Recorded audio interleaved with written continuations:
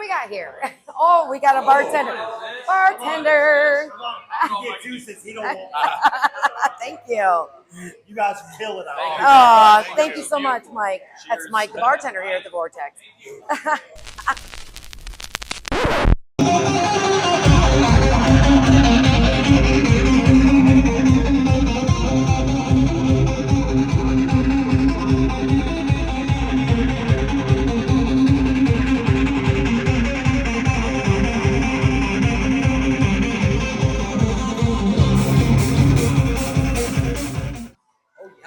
Oh yeah. Hey everybody, it's me, the F-Bomb, and I'm at the Vortex tonight. I came all the way down here to see the band Khandria. That's us. Right.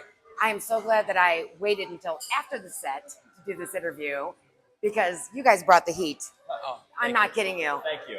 Honest to goodness, excuse me for touching you, but these guys really made an impact tonight. And I heard other people out in the audience outside saying, man, these guys are kicking ass right now. So I have to say, I'm glad I didn't do the interview first. So let me just tell you about Khandria. They are called a prog metal band based out of Cleveland, and obviously a quartet here. And they just released an EP in February. The EP is, I got to tell you, I had to listen to it a few times, only because it's not like my normal style of music to listen to. I admit that. I'm open-minded about music. But then as I got into it, I says, okay, these guys, each of you have so much talent on your own. Blended together, Khandria has a tight fit. That's all I can say. They have a tight fit. So Tony over here is guitar.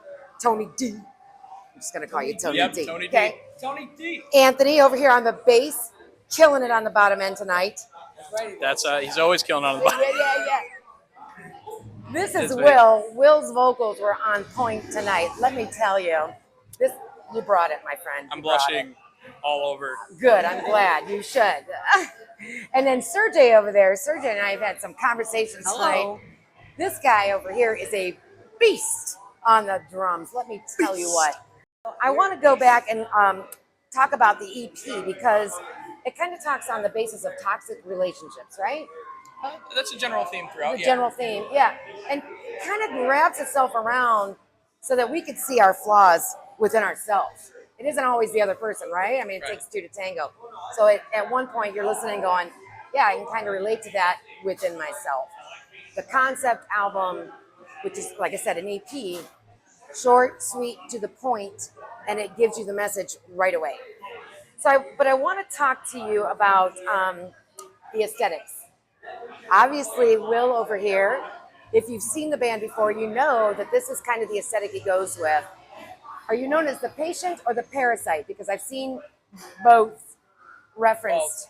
Well, the lore's kind of loose right now. We don't want to just establish and throw a bunch of things out there right away. All right. We're still trying to kind of navigate that. Is this the theme for the album? Yes. Okay. Yes. This will be a part of it aesthetically going forward. Okay. But we just, I don't know, we just kind of fell into this rhythm of looking into all this imagery. I was really into the artist H.R. Geiger, and I kind of took inspiration from that and kind of passed it along into some of the lyrics. Tony paints this beautiful portrait in his songwriting for me to kind of use some canvas.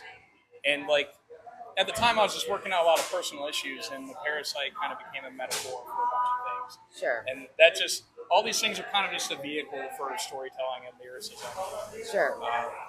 That was my question. Is this something like, you know how Iron Maiden has Eddie, and Eddie's been with them all along? Yes.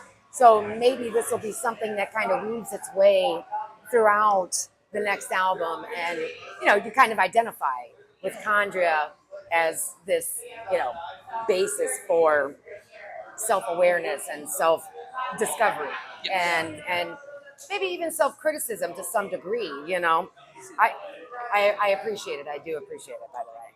So did Khandria rise from the ashes of another band, or is this like the original concept, band, members, all of it? I've been a part of a lot of projects. So as Sergey, I believe Anthony was part of something. Tony, this is really his kind of bread and butter. Like, and none of us really knew each other before this whole thing kind of came together. And I remember he threw an ad out one day, and I answered that ad. And then we threw out another ad, and then Anthony answered that ad. Yeah. And yeah. then They got me through very terrible memes. my buddy Owen Barba, shout out People in the Daytime, by the way, check them out. Crazy good band. Yeah. Was jamming with this guy over here. Found out he was really into prog metal because of his fucking. If he could show those are the signatures of every member at Dream Theater. So it's pretty telling. He was like, "Oh, Will needs a drummer for a prog metal band. Hey, Sergey, what's up? What you got going on?" Well, If you must. Yes. well, at first, he was like, I have no idea who to ask to be a prog metal drummer. And then I came along. That's part of this. That's not part of the story. Yeah. So moving forward, let's talk about the band. We talked about Rising from the Ashes. You guys are like, this is the basis for the band right here. But what does Khandria mean? Is there a meaning to the name? Or where does it come from? I feel like that's that an a Tony answer question? for Tony. Talk with your beautiful voice. Khandria is a metaphor for the things in your life that you tend to get addicted to that causes you to isolate from other areas of enjoyment in life. And as you continue down that path, and it's different for different people. It Sure. could be greed, it could be vanity, politics. It doesn't matter, but there's something in everyone's life that they know is unhealthy to continue obsessing over, but they like the feeling. And so it grows, and you begin isolating. And in neuroscience, addiction is defined as a progressive reducing of things that brings you joy, Right. because you only want that one thing that brings you joy. Right. And so, to me, Khandria is sort of a metaphor for that, where within that space there's balance, because there's extremes on both sides, and sometimes you don't know how far you've gone until you've really gone. Yes. So to me, that's what it means, and because it's so universal and different for everyone else, it could apply to a lot of things. Sure. Sure. I didn't know that. That is an interesting telltale description of that word. I thought to myself, there's got to be either somebody you know that was named Khandria, or Tony's perhaps got a real knack for. that's pretty cool. That's pretty cool. Players. Yeah. So let's pass this back to Will. Yeah. So what got you into singing, Will? Who got you into singing? Who got me into singing? Because you really packed a punch tonight, my Thank friend. you. Well, when I was very, very young, I remember like some of the first music I was really into was Linkin Park. Really into Linkin Park. Loved Chester Bennington. When I was 10 years old, my dad took me to see Foo Fighters. Yeah. That was my first concert, and I was just like, I gotta learn guitar. I gotta learn how to sing. I'm not doing sports anymore. Sports is boring. My academics, screw it. I'm just gonna just go down this long, like, unknown rabbit hole that is music. And but yeah, early on, Chester Bennington, Chris Cornell. As I got older, became like that's where I learned a lot of technique from. He achieved this tonality Yes. and this resonance so beautifully. Yes, he did. While just kind of, learning how to reserve and have those moments where you're bursting forth and having those moments of intimacy. Sure. So Sure. and obviously Maynard James Keenan from Yeah, Tool. yeah. But I feel like that doesn't really need to be expressed given the aesthetics and overall Well, sure. tone of our band. So yeah, so you Foo Fighters and Chester Bennington. Not much of the aesthetics. Where did this draw from? Like where did you find yourself going? Yeah, I want to do something different though. I don't want to just show up and blow up. I want to present something to people. Somewhere along the line, this had to have touched you something. I feel like I got a lot of trauma, personal issues that I don't know how to deal with, and like have coping mechanisms and stuff. But Sure. I feel like this is just a great way to kind of express myself in a performance and it not have to really be a performance. I get to just kind of just channel this Step chaotic outside place yourself a little that and happens, and I get to just live in that and use it as a form of expression. sure. And I love that about this band. That is my favorite thing that keeps me coming back to write it with this band. Yeah. Listening to your playing, your attack specifically on the herd. I really enjoyed that particular song. When you started playing it tonight, I was like, oh, gotta get at this. Your attack on that song, though, reminds me a little bit of Pete Leffler from Chevelle. That's kind of where I go to when I hear that song. Yeah, so I'm kind of wondering, like, where do you kind of draw your influences? And Pete's not like this big grandiose guitar player, you know what I mean? Yeah. So he's kind of still shuffled in, so it's still a hats off to you, though. My favorite guitar player is Tom Schultz from Boston. Yeah? I love him. He's an amazing guitar player and an amazing engineer. Besides him, I really like Randy Rhoads and then Adam Jones from Tool. Really Adler from Lamb of God as well. So it's a smorgasbord, I guess, of different genres that I guess are just melded to what I'm doing. I guess.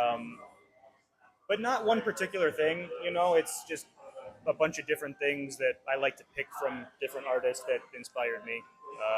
But yeah. That's a pretty wide range. I mean, going back to Boston back in the day, which, I mean, hats off to them, of course.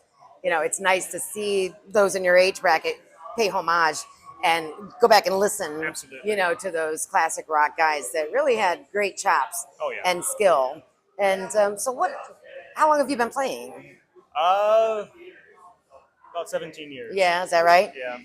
So when you get out, you're getting ready to play, what is it, when you leave the house, you're like, I got to have that. I cannot leave the house without that. There's a lot of that. Yeah. I want to know what that is. Like, is it a specific pedal or like with me, it's lip balm. I got to have lip balm. So,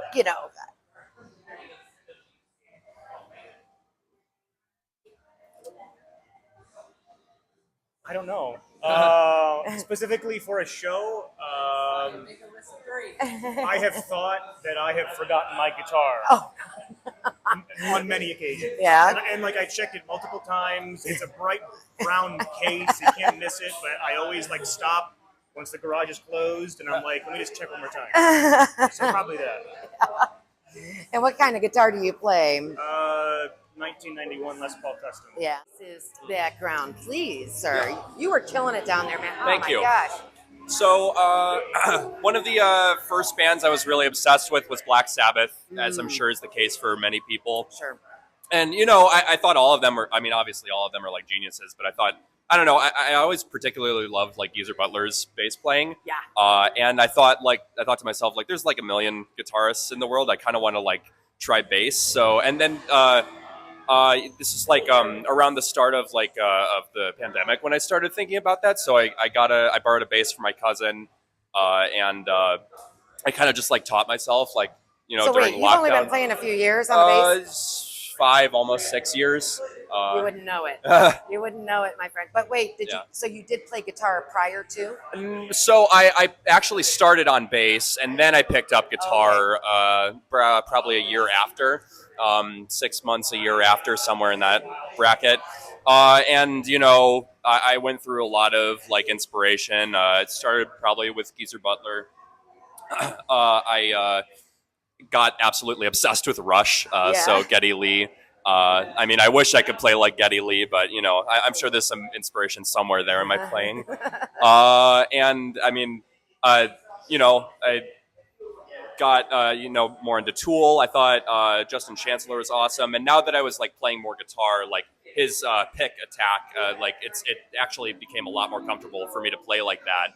And so I thought I'd start adapting my style more to that. I loved all the effects that he uses. I was a big Metallica guy, and I absolutely abuse the wah pedal when I'm playing, so that's my Cliff Burton inspiration. I don't know, man. It's really pretty much. You play like you've been playing for a very long time.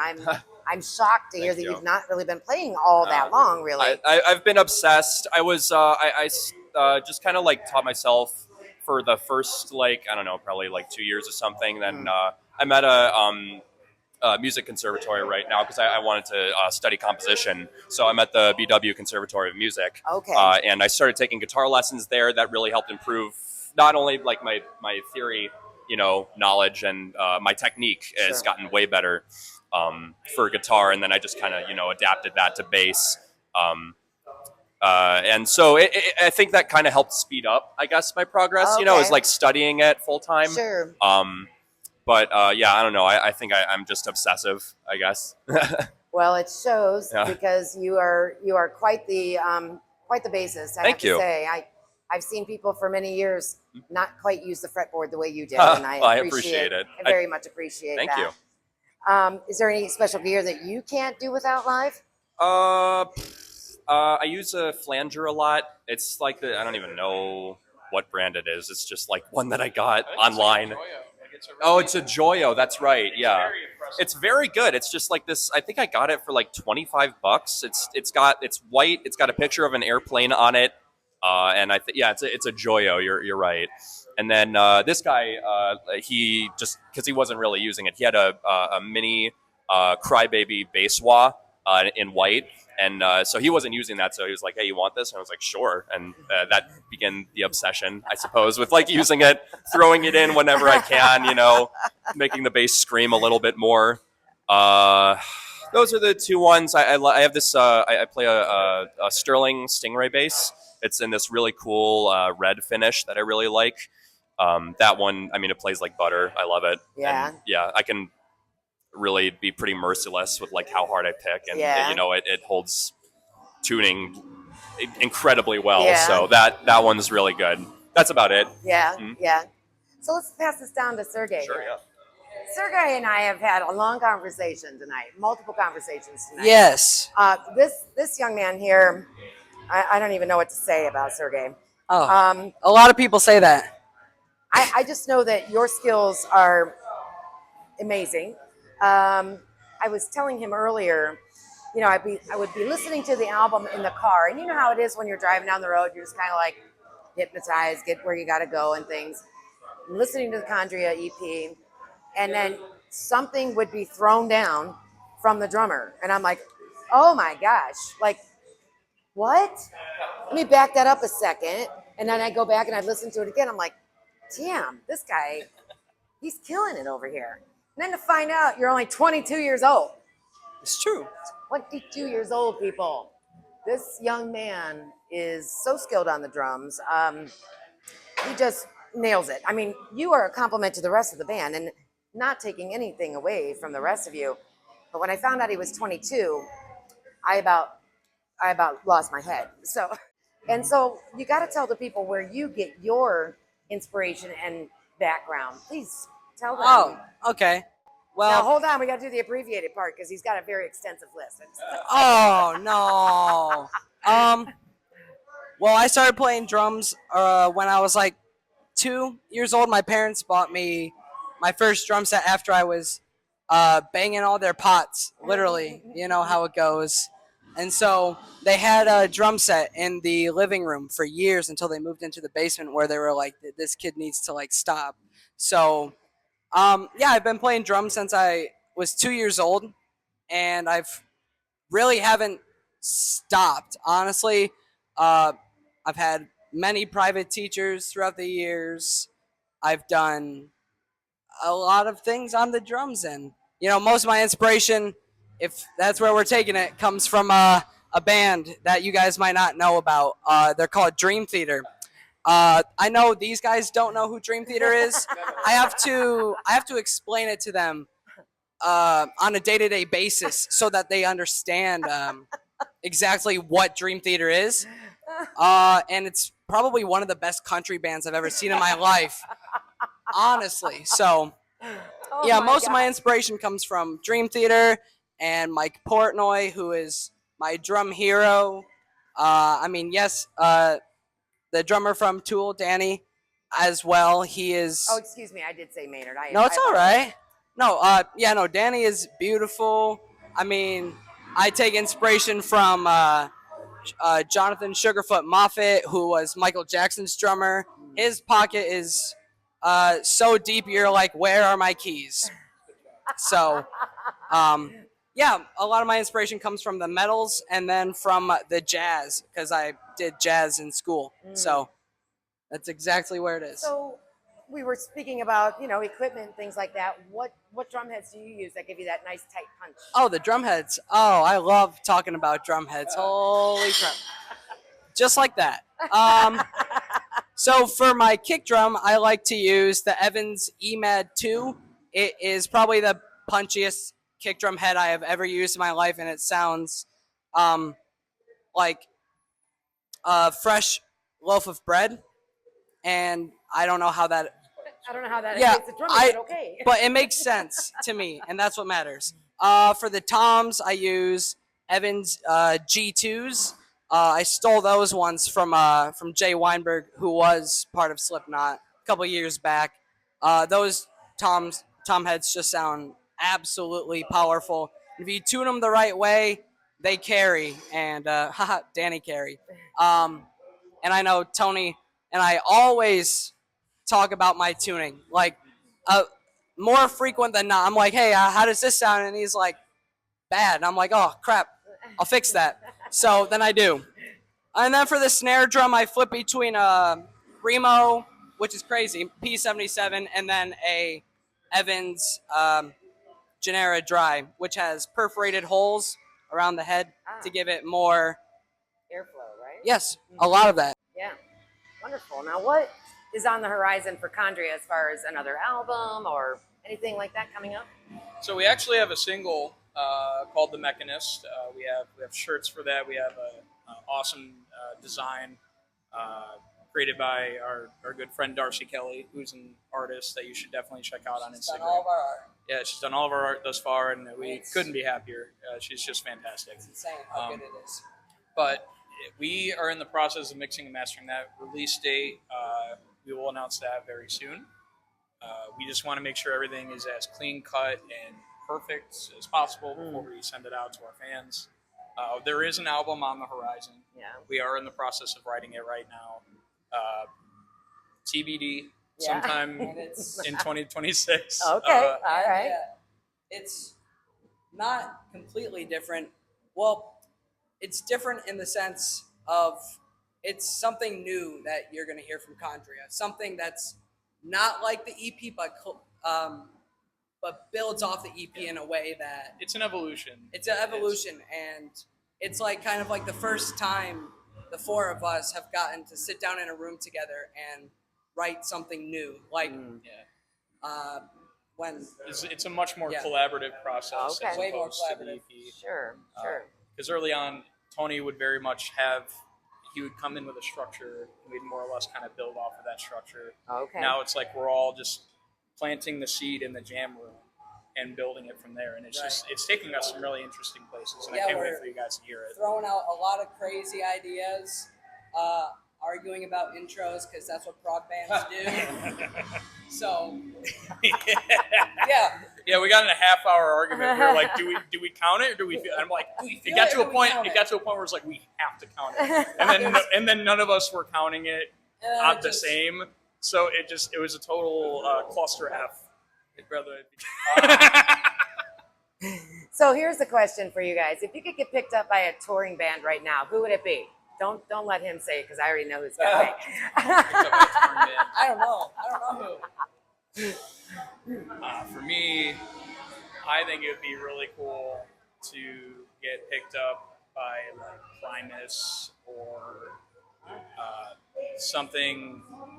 I don't know. I feel like Tony has better answers. I know the answers, but I want to hear him say it. Say one that's not drink beer. No, I swear. No, I swear. The mic's over there. Oh my god. I think the answer you think I'm going to say is Tool. The problem with that, though, is that they never tour. I know the next answer. You probably do. I think Lamb of God would probably be the band that I would love to tour with. They tour a lot, and they tend to play with other bands that are not specifically in their genre. I mean, they're metal, but they're not that type of metal. So Okay. it would expose us to a lot more, I guess, horizons. In that way. Okay. The other band I had in mind, Mushroom Head, Absolutely. because their aesthetics, their fan base, I want that kind of dedication. I want that kind of cult following to where people will show up in masks. People will show up wearing these gowns and paint their faces. Sure. I love that whole vibe and Fan adoration Yes. and participation. Green Jello. Green Jello for sure. Yeah, hit up some get down and dirty and go to some. Green Jello shows. some Yeah. You guys, I love those I guys. want to thank you guys for hanging out with me tonight. Yeah. I've thoroughly enjoyed meeting you, talking with you, watching you play, and sitting here right now, sweaty and just enjoying the rest of the evening. I want you guys to check out Khandria. They're on all sorts of platforms. Their music is readily available.